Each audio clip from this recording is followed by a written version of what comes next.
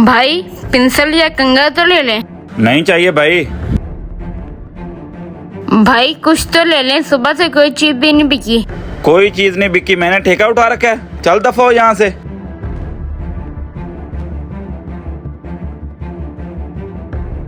छोटे बात सुनो। जी भाई अभी आया।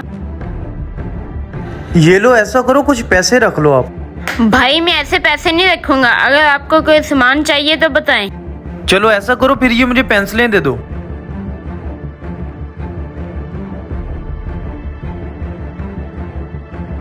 एक मिनट मेरी बात सुनो, सामान तो मैंने आपसे ले लिया, अब ऐसा करो बैठो, मैं चाय पिलाता हूँ आपको।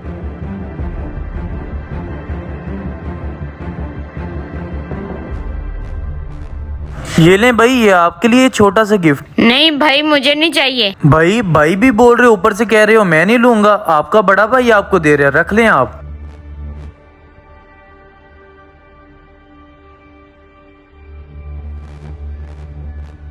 शुक्रिया भाई आपका।